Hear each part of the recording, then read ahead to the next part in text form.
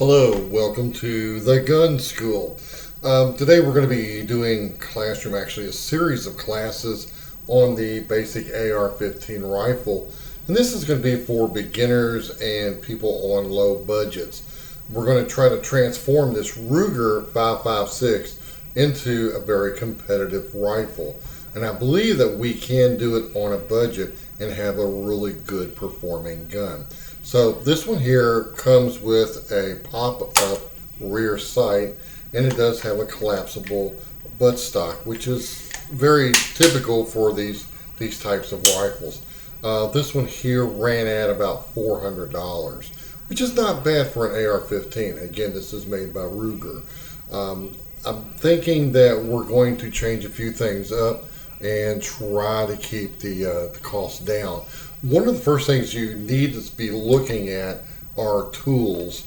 I went out and purchased a Gerber AR-15 tool that will help me in regards to cleaning and other maintenance functions that this rifle may need from time to time.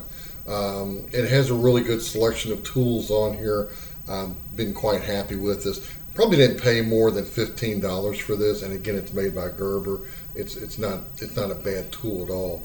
You definitely want a knife. You definitely want a flag for when you're operating this weapon here. I know that you always check it to make sure that it is empty, but still, the reassurance of a chamber flag is really good to have in this application.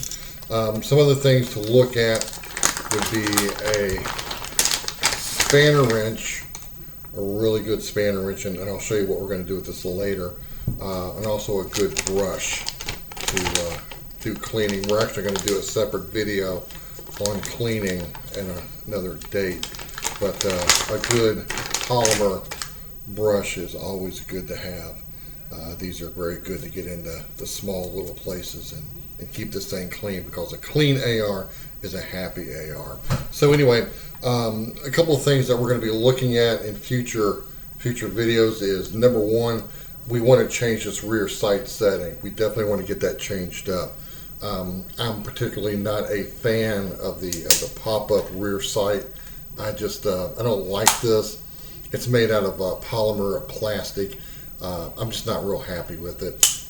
Also, aesthetically, it's not very pleasing. So anyway, we're going to find a very cheap alternative that's going to make this a performer. So anyway, my time is up for this first series of films.